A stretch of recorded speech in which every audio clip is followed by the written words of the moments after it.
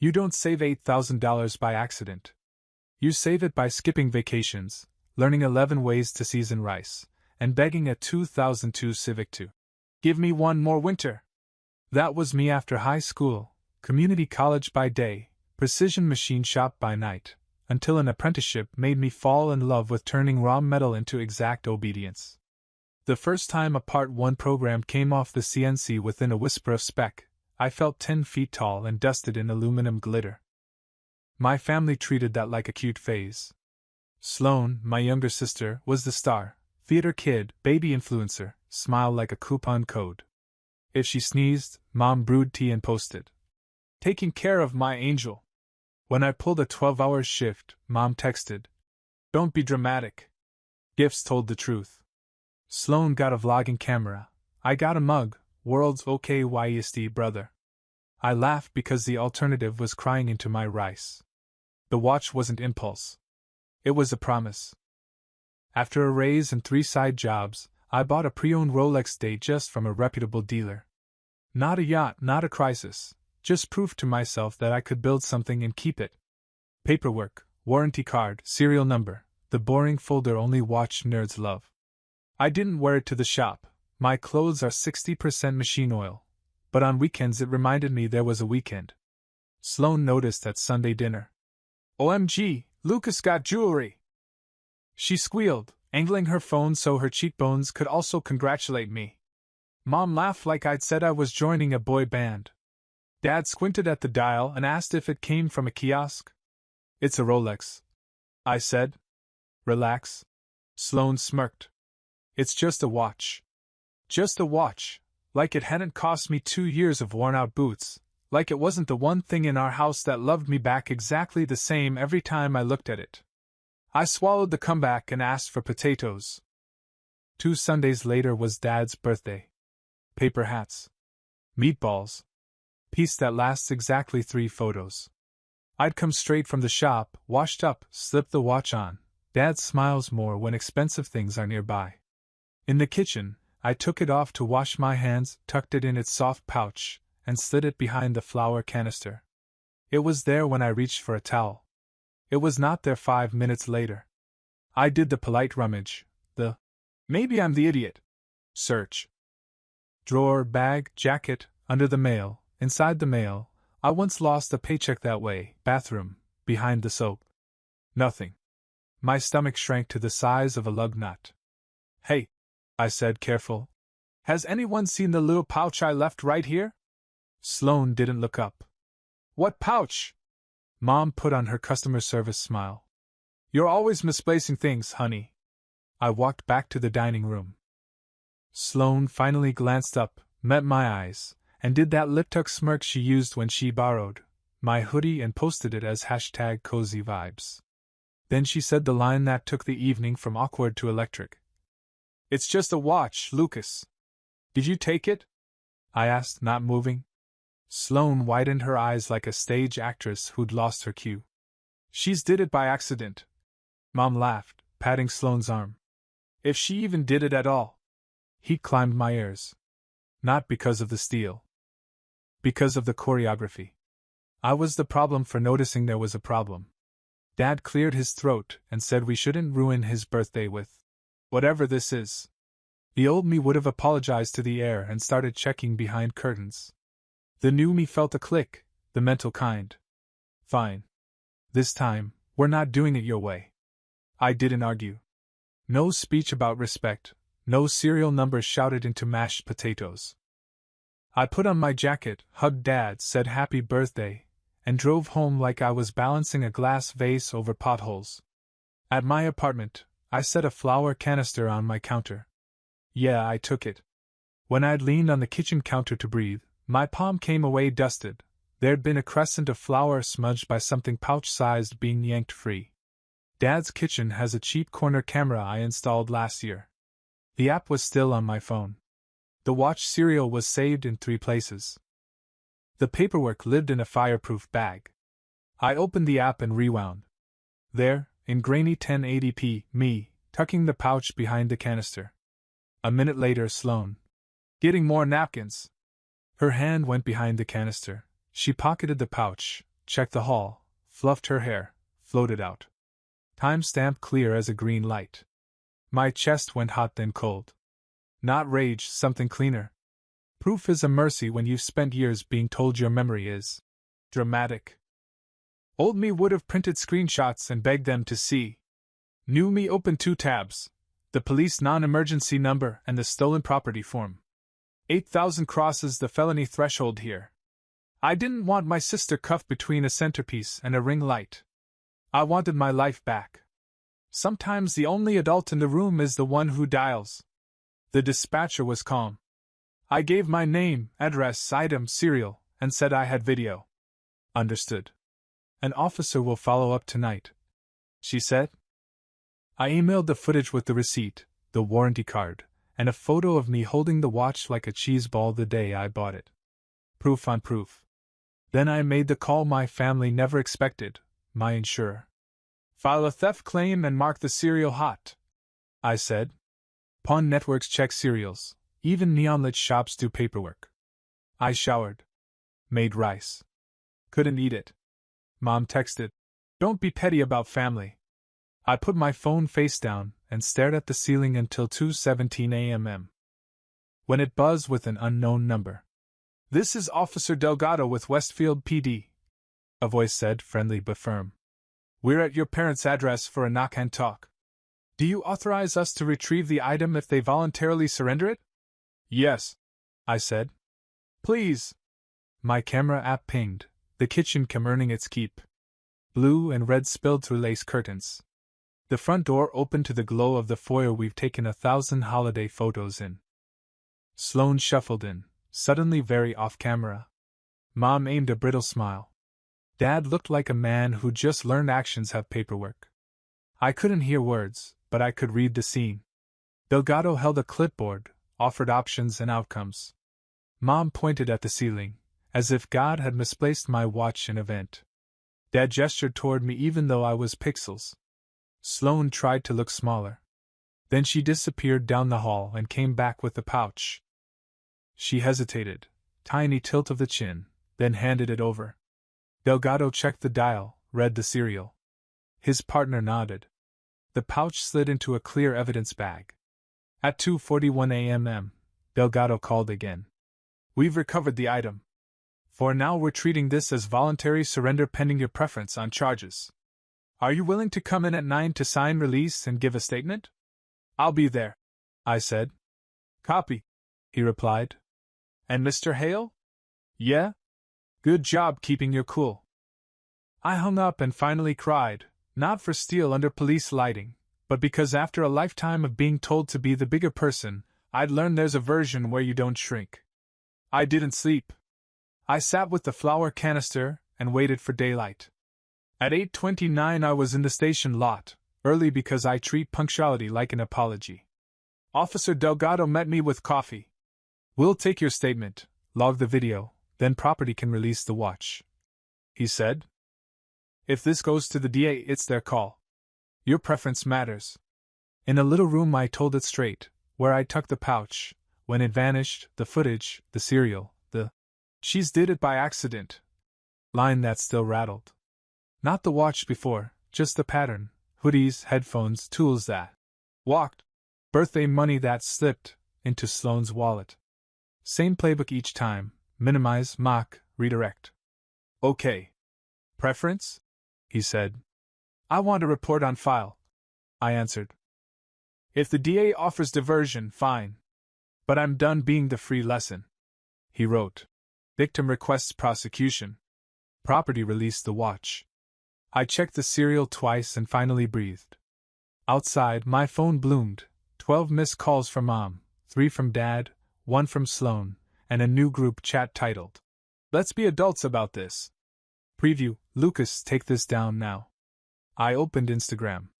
There she was. "My brother called the cops on me over a misunderstanding. I borrowed his watch and forgot to put it back. Families shouldn't criminalize family." Comments rolled, "OMG, he did what? Men are so fragile." I screenshotted and put the phone down. Mom's text, "You humiliated us. This could hurt your father's job. Call the officer and fix it." Also, don't come tonight. Something new clicked between polite and poured concrete. I typed, I have video of the theft, the serial, the recovery. Statement given.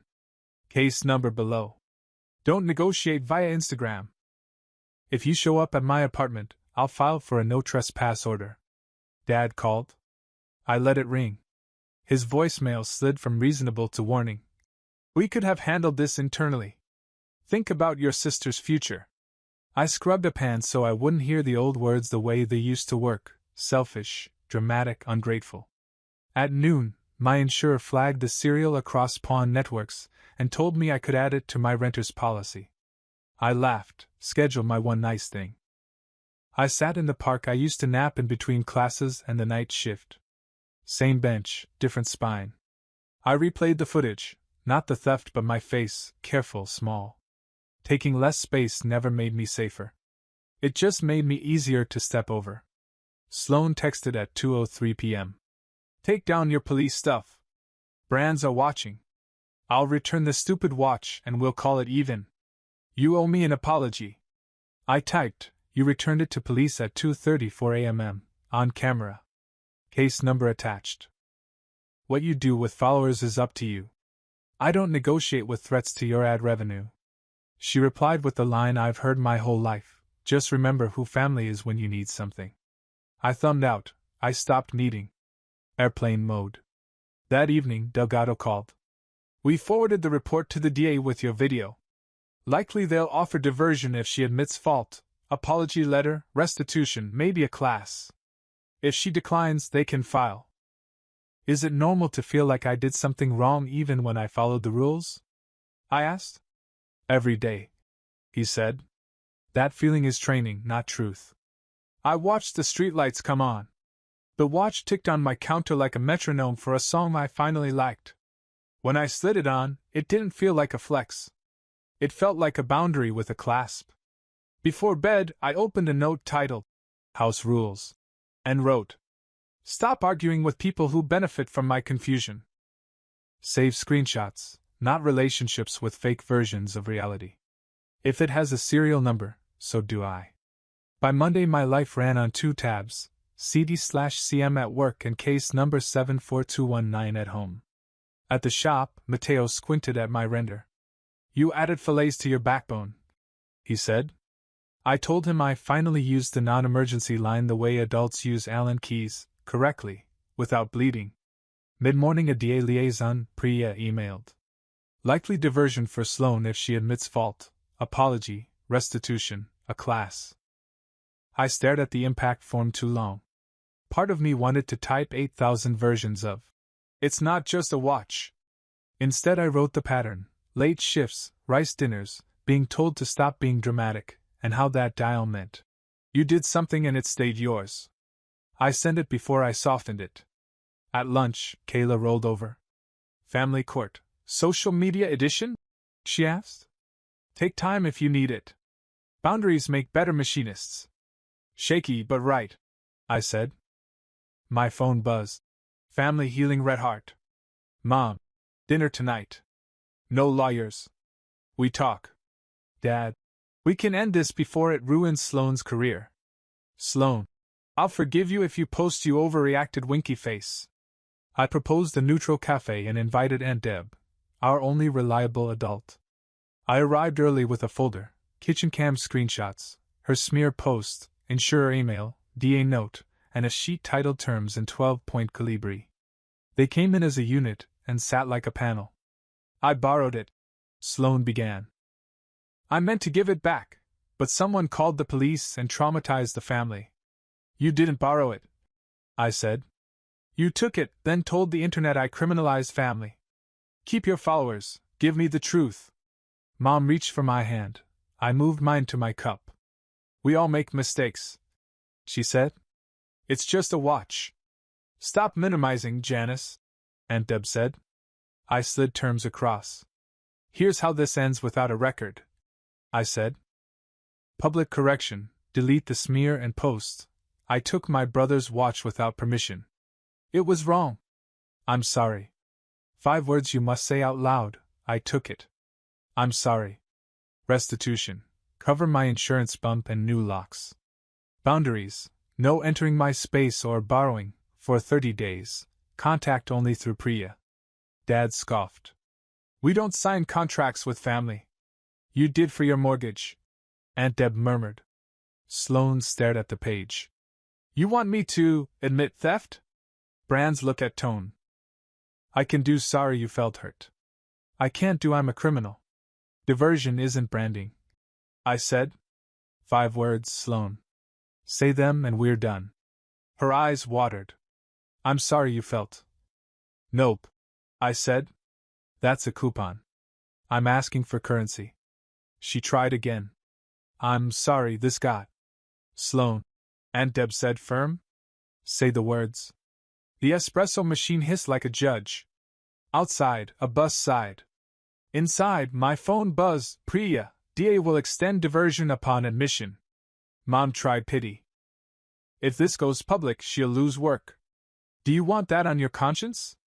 I didn't choose the consequence, I said.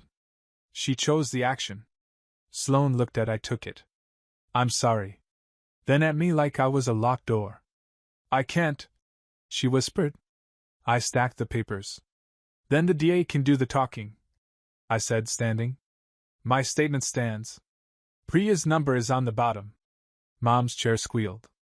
You do this to your own sister? I'm done training you to do this to me, I said. Outside, colder air. I called Priya. Leave the statement as is, I said. If she admits fault, I'm fine with diversion. If not, I'm fine with consequences. Understood, she said. I took the long way back to the shop. The watch sat under my cuff, steady and unblinking, beating like a heart that finally believed me. Priya's email landed like a calendar invite for accountability. The DA would extend diversion if Sloane accepted responsibility in writing within 72 hours, posted a correction that named the act, and made restitution. Missed the window, it moves to charging review. No drama, just deadlines. Sloane's response? A story with warm filters and a gauzy soundtrack. We all make mistakes, she breathed. Growth is a journey. Sending love to everyone learning with me. Sparkles. Comments. You're so brave, Queen.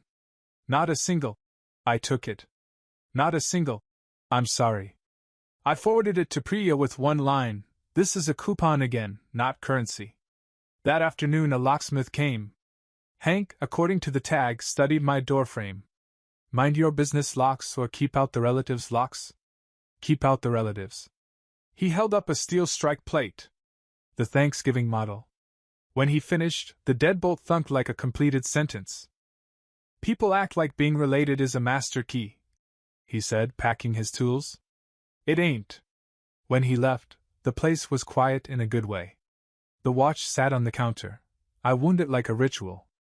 Tick, tick, tick, steel and gears to anyone else, a promise to me that I could build one thing and keep it. At 6:12 p.m. Mom arrived uninvited. I spoke through the door. No surprise visits. Please leave. You're being cruel, she said. Your sister has opportunities on the line. A statement that harsh will end brand deals. Then choose the accurate one before the deadline. I said. 5 words. I took it. I'm sorry. My neighbor's terrier barked once like a gavel. Her footsteps retreated. Aunt Deb texted an hour later. Proud of you for using the door like a boundary. Casserole at the desk, don't argue. I kept thinking about where this began. 15. My cousin borrowed my socket set and returned it as a glittering handful of missing sizes. Dad saw me counting and said, Don't be petty. Lesson logged, if you want peace, pay for it yourself. I did for a decade. The watch was the first luxury I didn't apologize for. Maybe that's why the theft hurt more than the price tag. It reached into years I spent proving I could be careful and said mine. Day 2, Mateo slid a coffee and a sticky note. Keep the torque. Lose the worry. Kayla approved a half day. For life logistics. I used it to speak with Priya. Outcomes were simple. Accept and complete the program. No conviction. Refuse and see a judge. Last thing, Priya said. Her manager asked what language would satisfy you. 5 words, I said. No euphemisms. 2 hours later, an email from brand partner relations. Approve. I'm sorry this situation created pain for my family. I replied with a blank line and typed, put these there, I took it. I'm sorry. Then, you may add, I'm returning it, I'm making it right. The 5 words are not negotiable. Silence. That night, I changed one more lock, the internal one on memory. I pulled an old photo, Sloane with the sparkler, me with the lighter, and put it back, face down. 72 hours is longer than you think. On hour 64, Priya pinged, we have motion. Check her page in the morning. I set the watch on the nightstand and listened to it after lights out. Younger me counted ticks to quiet his brain before the late shift. Tonight, the sound didn't say hurry, it said hold. Hold the line. Hold out for 5 honest words. At 7:03 a.m., Priya messaged, check her page. I expected another gauzy reel. Instead, plain white background, black text. I took my brother's watch without permission. It was wrong. I'm sorry. I'm returning it and making it right. 4 lines. 5 words that finally put a spine on the record. Comments split, accountability queen versus your brother is toxic. The internet argues, screenshots last. I send it to Priya. 10 minutes later she called. Admission satisfied. Diversion, handwritten apology, restitution, property offense class, 20 hours of community service. Complete it, no conviction. Miss it, arraignment. At work, Mateo glanced at the post. 5 words, he said. Tighter than your tolerances. Kayla slid a sticky note, proud of the process control. By lunch, my phone was a museum of reactions. Uncle Mark texted families shouldn't air laundry. I replied, then don't stain it. Aunt Deb sent a heart. Mom left a voice note that started, I'm glad this is over, and ended, we'll see you Sunday at 1. I typed, I won't be there.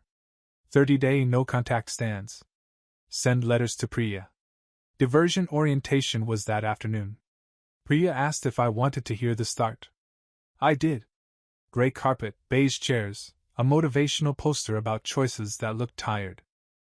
Sloane arrived with big sunglasses and small energy. Her manager hovered like a bill. The facilitator, Ms. Ellison, the kind of woman who can end a bar fight with a clipboard, read the plan. Restitution, $312 for locks and premiums. Handwritten apology, 2 paragraphs. Property offense class next Thursday. 20 hours at the Habitat Restore, no phones. And read your admission now, without qualifiers, she added. Silence. Then Sloane inhaled. I took my brother's watch without permission. It was wrong. I'm sorry. No filters, no hashtag, just air moving the truth around. Something unclenched between my shoulders, not forgiveness, relief from being the family's unpaid reality editor.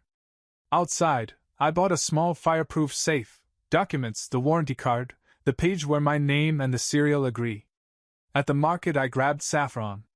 Rice deserves a graduation. Dad called while I measured water. I let it ring. He tried dignity, then leverage. Take down whatever you posted. I hadn't posted anything. I texted a screenshot of the apology. There is nothing to take down. Then you taught me to return tools I borrowed. I'm returning the same lesson. He replied, don't get smart. Too late, I wrote. Dinner tasted like a small country declaring independence. The apartment sounded like radiators, street noise, and the watch ticking, a metronome for a steadier song. At 9 p.m., Priya forwarded the scanned apology letter. Careful handwriting. She admitted taking the watch, said she justified it as family shares, and that sharing without permission is taking. She promised to complete the program and not contact me for 30 days. At the bottom, P.S. Mom says Sunday still works if you change your mind. The pull of a table where only some people ever got dessert.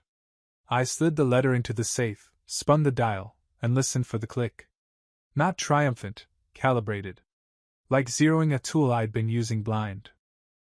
The tolerance I set for myself would be the one I kept with others.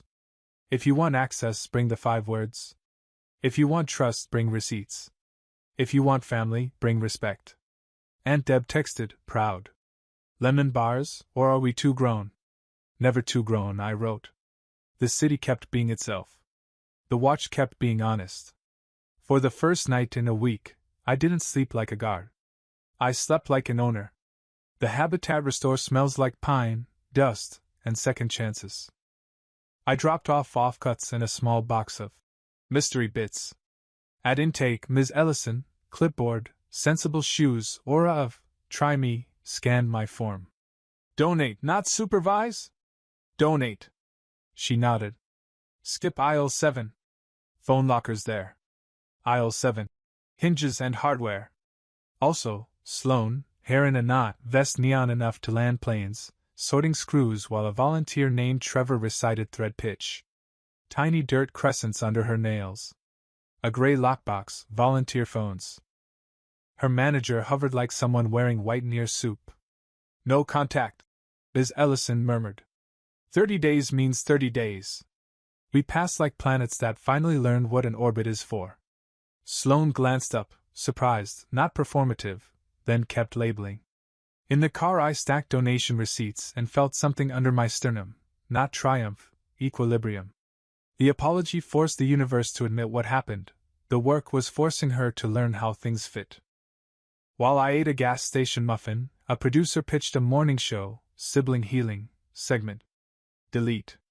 A brand selling $79, empathy, hoodies wrote next. Delete. Back at the shop, Mateo wired a spindle motor. Did you see aisle 7? He asked. Donations only, I said. At lunch, Kayla handed me a small box, a brass plate engraved house rules. Mount it where you keep promises to yourself. That night I screwed the plate above the deadbolt Hank called, the Thanksgiving model, and taped V2 under it. Don't argue with narratives, produce receipts, opt out. If it needs a lock, it needs a rule. 5 words before access, I took it. I'm sorry. Reciprocity or recess. Humor is a tool, not a weapon. Aunt Deb texted, driveway at 6. Lemon bars. She hugged me like a person, not an investor. Your mother asked me to broker a delicate piece, fix her mess, she said. I told her piece has paperwork. Then, she said you've turned cruel. I said you've turned clear. Later, I took the watch to Mr. Khanna, the watchmaker with hands like tweezers. He listened, smiled. Good. You wear it. Where I'm from, families show in how they treat tools, return, care, permission. He adjusted the rate. Running a touch fast. Now you will breathe. On day 21, Mom tried a care package, with a note and cookies. The porter buzzed. I refused delivery. She texted a photo anyway, we are family. This has gone on long enough. I replied with a screenshot of our agreement, and the date the 30 days ended. On day 24, Dad called from an unknown number. We're missing a screwdriver set you left here. When can you pick it up? You mean the one from when I was 15? The set that came back glittering with missing sizes? You don't have to be sarcastic. Sarcasm is free, I said. Leave it on the porch. I'll send a courier. You're making this transactional. It always was, I said. I'm just itemizing it. That night, I made saffron rice and ate with Mateo and Kayla. Locks, jokes, better plates. On day 29, Ms. Ellison called. She's on track. 2 shifts left, then the class. She hates the no-phone rule, but she's good with donors. Progress, I said. Patience, she replied. On day 30, Priya emailed, no contact ends at midnight. Your call on what happens next. I turned off the lights and read the plate. The deadbolt slid with a satisfying thunk. Locks keep people out, rules keep me in, inside the life I built, inside the person who decides what belongs where. The 30 days ended on a Sunday. No knocks, no group chat resurrections, just sunlight on my kitchen table and the watch humming like I'd finally caught up to it. Mail, a plain envelope in Sloane's handwriting. Inside, the program apology plus one line she hadn't been forced to write. I didn't think family needed permission. I'm learning it does. I'll earn it back. I filed it in the safe. Not forgiveness, documentation. Priya emailed, diversion complete pending final shift. You can choose contact or keep distance. I replied, liaison only for now. I took Saffron down like a holiday and texted the people who show up without being asked. Aunt Deb, Mateo and Kayla, Hank, and Mr. Khanna. We ate on mismatched plates and talked about everything except the old script. Halfway through dessert, a soft knock, polite, not entitled. Ms. Ellison stood on the landing with a banker's box. Donation drop, she said. Inside, a full screwdriver set, every slot filled. A sticky note in Dad's block letters, returned. A second note, Sloan's, replaced the missing ones. I learned the numbers. S. No speech. No cameras. Just a thing that once came back glittering with gaps, arriving complete. It didn't fix a decade. It calibrated the next minute. Receipt? I asked. Already emailed, she said. I labeled it accountability in kind. After she left, Deb tapped the brass plate, house rules. Looks like the system works. They're just tools, I said. Like the screws. Mr. Khanna listened to the watch and nodded. It was never a flex, I added. It was a clock. It told me when to stop. When the night wound down, I taped one last note under the plate. If they want back in, knock like Ms. Ellison. If they want a shortcut, tell them aisle 7. If they bring 5 honest words and a full set of sizes, crack the door and listen for squeaks.